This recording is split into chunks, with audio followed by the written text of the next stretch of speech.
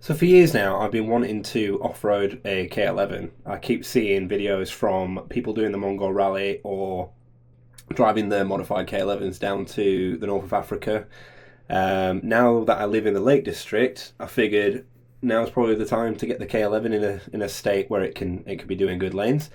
Since the K13 is broken, is the word to put it lightly. I know I got it for its MOT in the last video, but it has some electrical issues that I just can't figure out. So that's going. It's for sale, and that will be going soon. I've already got buyers coming to look at it. In the meantime, though, we are fitting some parts to the K11. So I'm putting it back on stock suspension, putting the steelies back on it, and maybe a skid plate and a winch. So this is what happened. As you can see, it's quite low, so we're going to drive it onto some blocks just so we can get the jack under it to start off with.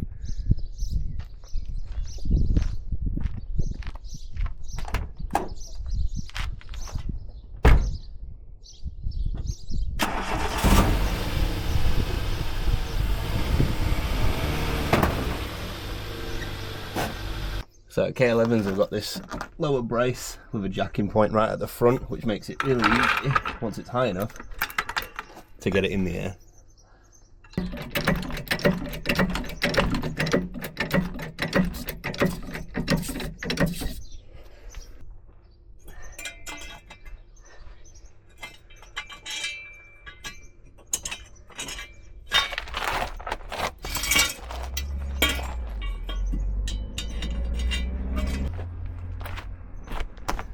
Then we're going to take the jack out now to keep it safe.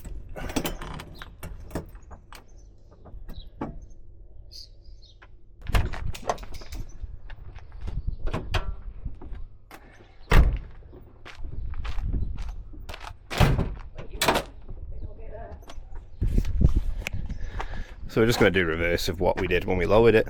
Take the struts out, put the stock springs back in, and then put the struts back in again and reset the suspension bushes.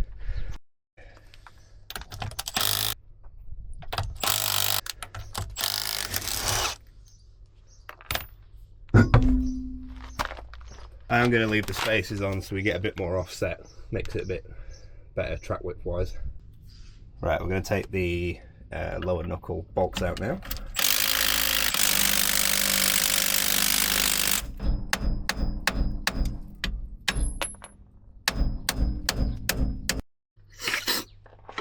Right, we're just going to take these two top retaining nuts off now off the top mount. They're tight. Probably I gunned them on last time.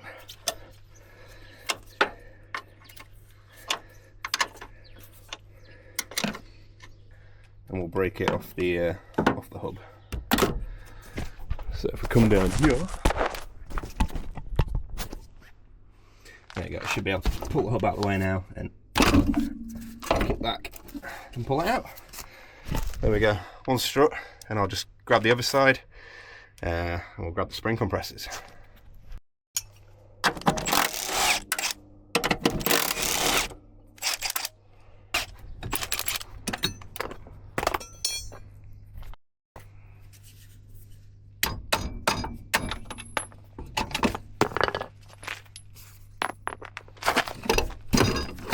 Because these are the shorter lowering springs, I'm pretty confident I can just take the top nut off and it won't be too bad. We might need to get the spring compressors out though to get the OEM new springs on that I purchased. So we'll just grab a 14 and see if this will get it off, or if it will just spin the top mount. Oh, there we go. Yeah, so that came apart fairly easy. You just got to make sure you keep everything intact. So we'll take the boot off, that's the lowering springs, and we'll do the other one. There's your actual top mount. Make sure you leave your bump stop on.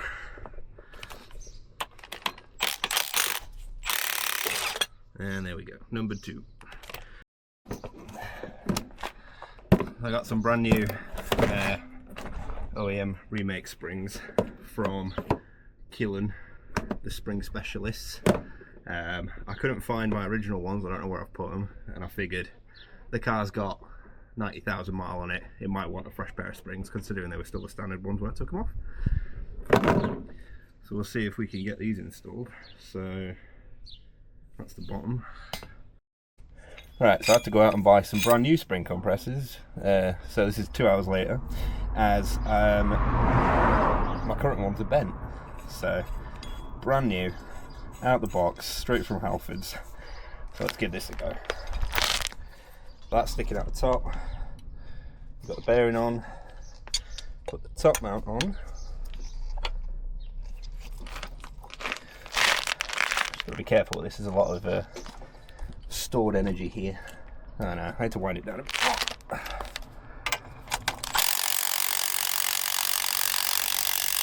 That one's slipping. Let's go this side.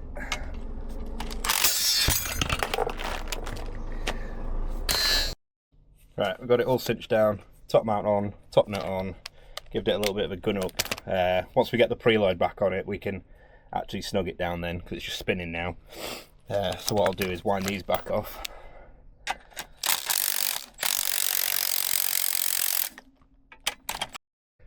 Right, I've got the other side done, so we're going to get these stuck in. I've already fitted the driver's side again, and I've disconnected the anti-roll bar on that side as well, on the lower control arm. So we'll go through that on this side as well. We'll start by getting this inserted.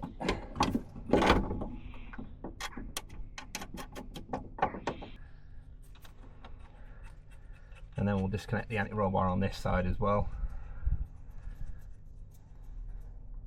So we get more articulation for off-roading. Alright, so I don't know how much you can see here, but I'm going to hold the bottom nut here on the anti-roll bar drop link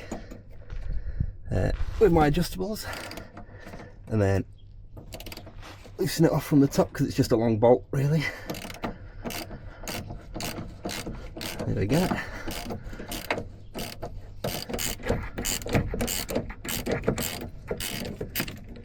There we go.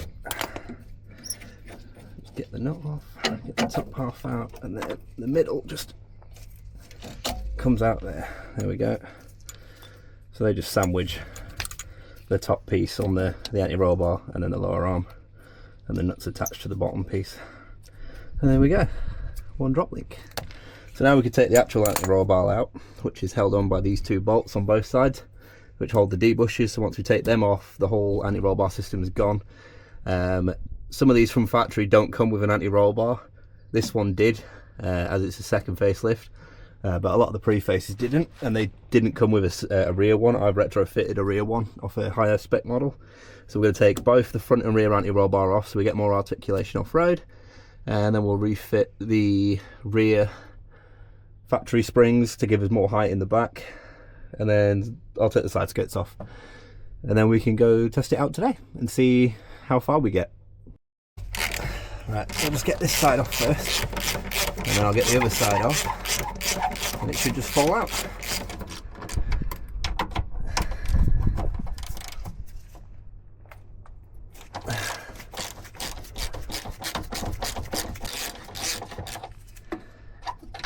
And there we go. And that's the anti-roll bar deleted. I'm going to put these bolts back in because they go through to the interior, and I don't want to get a wet carpet when we go through some puddles. So we'll just wang these back in and we'll move on. Right, that's the front all buttoned up. We just got to put the steel wheels back on it, and then we can crack on with the back. Right, we've got the back end up in the air now. I've already cracked the wheel nuts off. So we'll get this wheel off and then crack on with the suspension.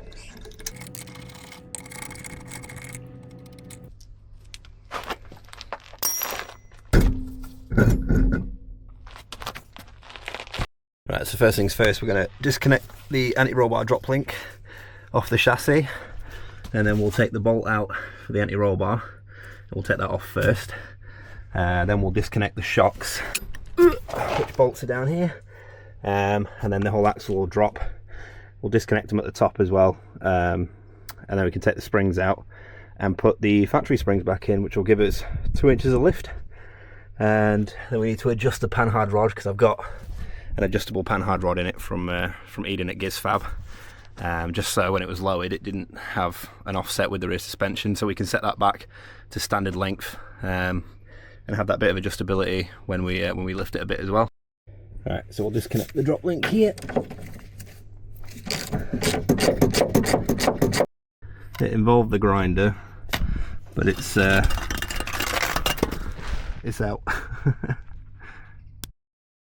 Right, so now we're going to disconnect the rear shocks so that the rear axle can droop. Right, so that's the rear bolts taken out, and it dropped on something. So when I lift it, the rear axle doesn't drop. There we go. So now I should be able to just lever it down and get the springs out. There we go, there's one. Gonna keep the factory rubbers. There we go. Now we're going to put the original springs in, which are quite a bit longer. And the factory dampers, because these ones are really short.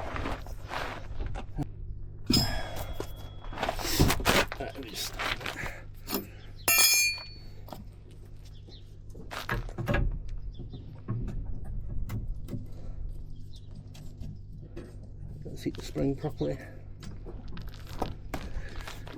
So as you can see, there's quite a gap between the full droop on this damper and the hole. So what I'm going to do is put the stack dampers back in, which means we've just got to take these nuts off, and they'll just drop out, and we'll swap these body bushes over, because these were the original ones, and then get it all buttoned up.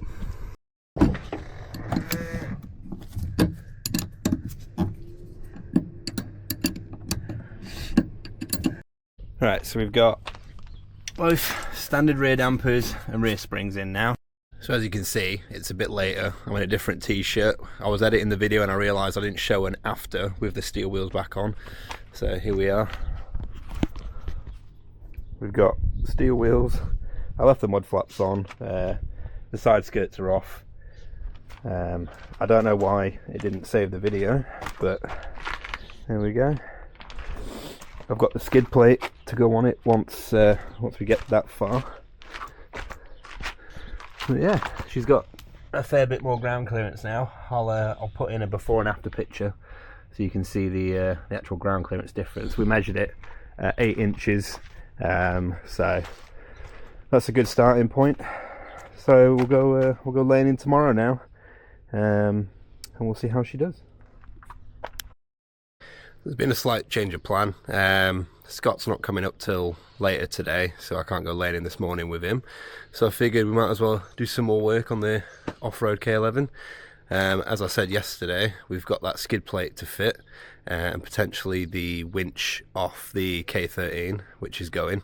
But I'm keeping the winch and I'm keeping the skid plate, so we'll see how far we get today with that.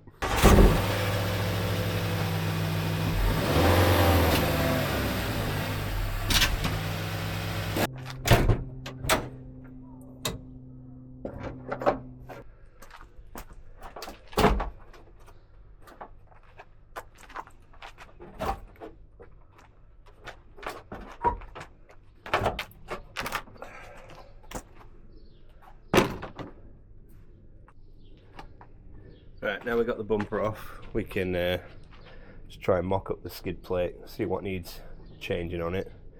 I think bolting into these body mount areas for towing, like these are factory recovery points, would be a good start, as they're quite strong and meant for recovery already. So if I bolt the skid plate to that, it's going to take the load. Alright, I've just had a little mock-up, and we're going to have to get rid of this crossbar. It just makes the skid plate sit way too low on this car, as that lower brace on the actual car is the lowest point. So I'll cut this off, and then we'll mock it up again and see what we can use to attach it.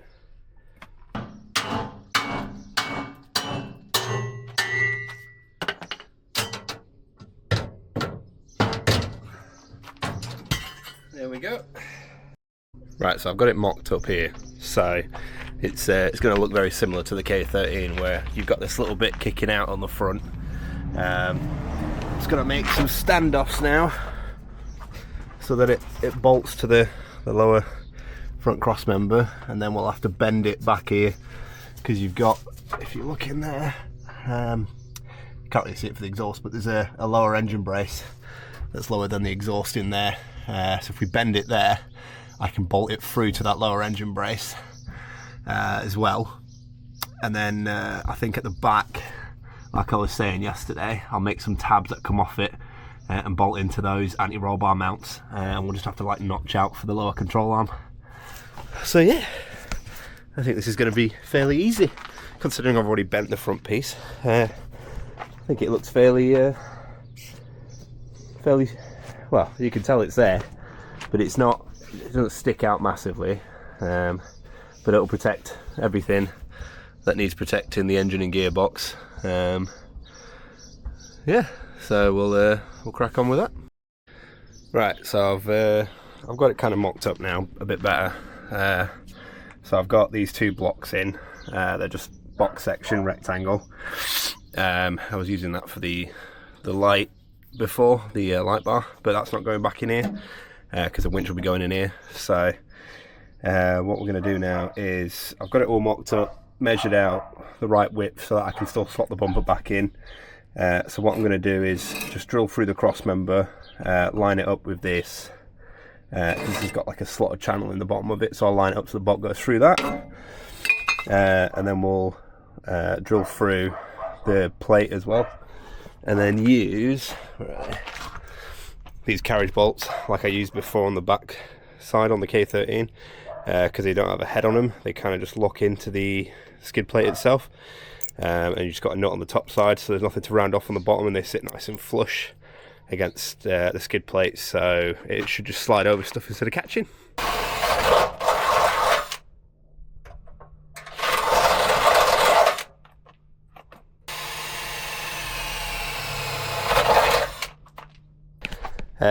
What we'll do is, I've got the nut on, it's sat proud, but if I ratchet it up and suck it up, it'll create the square indent we need for it to hold itself on the bottom. So I'll just finish drilling all the way through this side, and we'll get this all bolted up. I can take the jack out, and then we can figure out how to mount it at the back side. I thought I'd just show you how I've done this. So to get it to sit in properly flush underneath, I've opened the hole up a little bit just by wiggling the 10mm drill about, and then used a socket and then the nut and the washer just to suck it all in, so it basically pulls itself into that, and now there's a nice square indent in the plate for it to hold it, and that sits nice and flush underneath. So we'll get it all mounted back up, and then crack on with the back end. So what I've done here is I've jacked the back end up and seen where it's landed, and I was right. I can use these bolts for the anti-roll bars. I've just cut some angle iron and drilled a hole in it, bottled that up nice and tight. This is a good securing point because it's like a double layered part of the chassis where it ties into the actual floor and the chassis rails and stuff. So it'll be plenty strong. So what I'm going to do is, as it's bowing in the middle, I'm just going to put a big block of wood in so it jacks it up nice and level, and then hopefully these will touch because they're not far off. You can bend it up to do it by hand. I'm going to clean the top of that off, and then we'll just put a nice bead across here, and then I'll unbolt everything. I'll drop it down, I'll weld it on the back side as well, get it all tight, and then I'll mark out where to trim whilst it's still under here, for the lower control arms to clear, and we'll cut that off as well, because the K13 is a bit wider. This sat pretty much flush with the inside of the control arms, whereas the K11's narrower, so we're just going to trim a little bit off. We'll just trim it up to the front of the up to the front of the control arm here, instead of going all the way to the front. Keep all the protection nice and wide for the engine and gearbox, but yeah, that should be sufficient. So I will be back in a second. There we go, we got the backside, just, well, a quick weld without being able to see, but I won't focus that close. I'll get that video when I pull it out. I'm just going to unbolt the back end now, then we'll unbolt the front. We'll take it back out and we'll give these back brackets a weld on the front side as well, make sure they're all nice and sturdy. Right, I've got it all trimmed up now, so it's notched out for the control arms on both sides. I've notched out here so it's easier for the access for the mounting bolts. I got the welds done a bit better on this side, and I gave them a nice bead on the back side. So now I just need to get it mounted back underneath, and then we can move on to mounting this bad boy instead. Alright, so I've got a bit carried away here and not recorded. What is my hair doing? So the winch is on. What I did was weld the winch plate to the skid plate, and I've also welded some angle to the cross member that bolts to that, so when you unbolt the winch plate and the skid plate, the whole thing will come off as one. But that'll also just make ease of service, because the likelihood of me having to take the winch plate off or the skid plate off other than for a service, that's the only time I can think of actually needing to take them off now. So yeah, that's all bolted on, solid, sturdy. That should take the weight of the car, and using the skid plate as well as a forward support on the winch will mean when it's pulling on it, it'll be pulling on the skid plate as well. So it'll want to pull from all the way underneath. So all the bolts that are attached to the subframe, not subframe, the floor and everything, it'll be pulling on all that at once, not just the core support, which should stop it from all bending. It's only a light car. It's only going to be used for self-recovery. As I said, it's only a 1.8 ton winch, so we won't be pulling anything too heavy with it. But yeah, it should that should be coming together. I've notched the front bumper just to clear around it, but all that's hidden behind the skid plate, so when it's on you can't see it. I'll get it all sorted now. I just need to modify the latch support that bolts on here and stops this from being so floppy. I'm just going to take the factory one because there is still room down there, and bend it, and then probably just tech screw it in or figure out something down the bottom there just to keep this from flopping about so the bonnet latches. I was thinking about going with like hood pins, but I don't have any currently, so I'd either have to make some out of bolts, which I could do to be fair, and then just completely get rid of the bonnet latch system. But no, we'll modify the bonnet latch first and see if I can do that. If not, we'll make some bonnet pins for it, because it's already got the perfect holes right there and there. So all I'd have to do is mark on the hood where those holes line up, and drill through, and then I'll make some pins or something to lock it in, or just cable ties or whatever, just keep the bonnet from blowing up on me. So I'll catch up with you in a second. Right, we now have a working winch.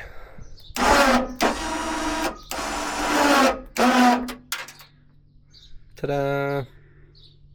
Okay, so I'm going to get the bumper put back on, all buttoned up.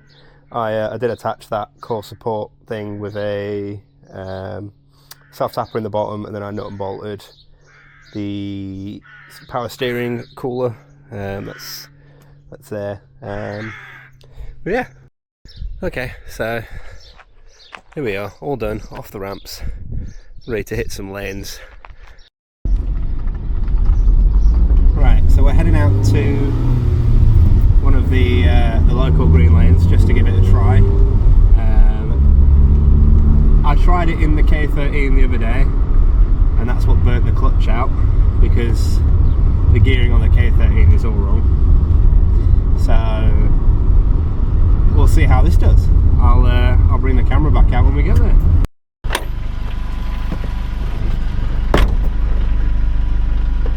This is the start of the green lane. It's just a gravel road, progressively worse. I'll just give you a bit of an outside cam first, and we'll see how far we get.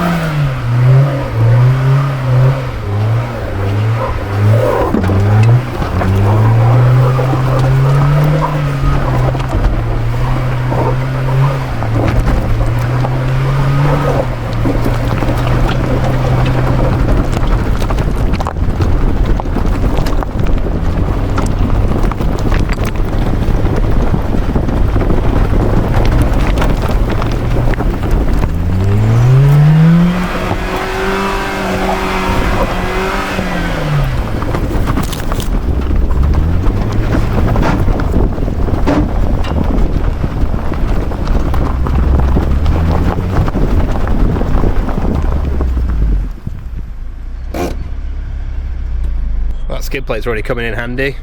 We've just been rubbing on it a little bit, but it seems to be doing well. We've still got a fair bit of clearance between the grass. It's just this lane's quite cambered.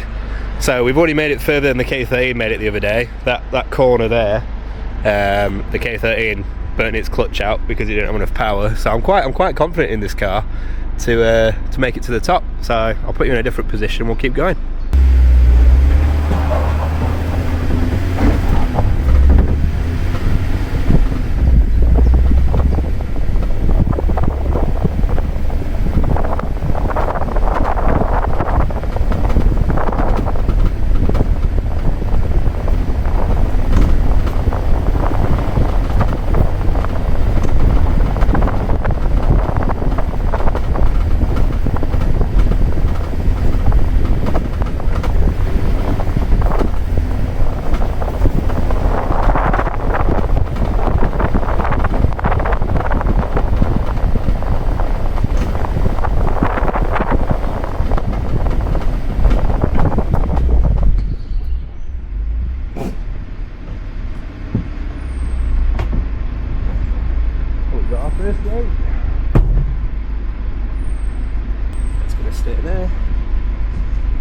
It's genuinely surprising me how far we're getting on road tyres here, at road pressure.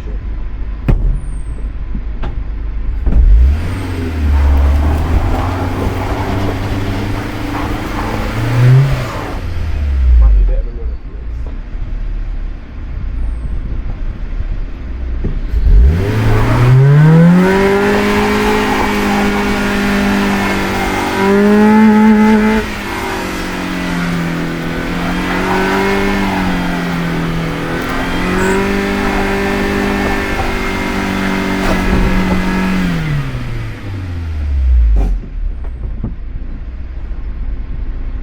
We're definitely going to need some better tyres because that was just spinning all the way around that corner. It's a shame I don't have a second cameraman because that would have been a cool video. Let's carry on to the top.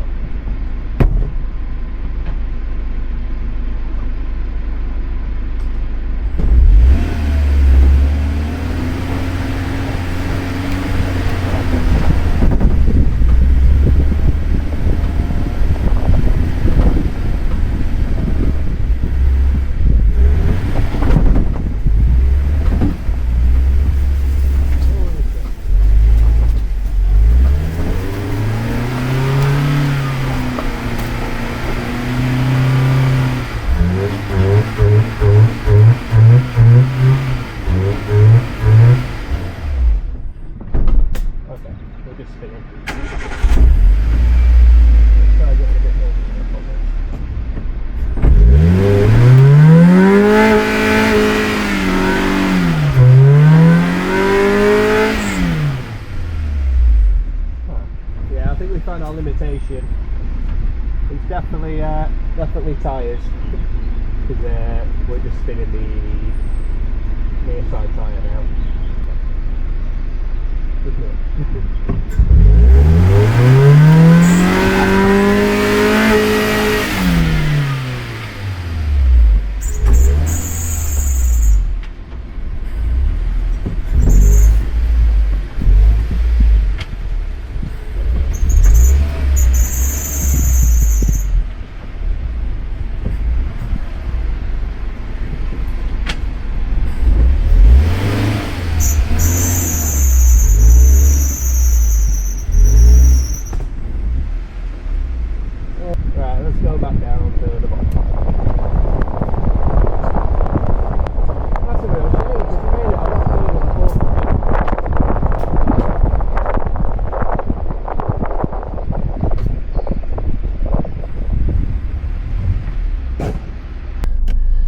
So, as I was saying, I don't know if you could hear me when it was on the outside camera, but this car really has surprised me how far we've just got. Let me just go close the gate. Yeah, this lane's just a bit muddy, and these road tyres just aren't gripping at all. So I think the next upgrade will have to be tyres. We'll try it again then. Thank you for watching. watching this video. If you liked it, don't forget to like and subscribe, and I will head down to the bottom of this lane and get back home. Right, cheers for now.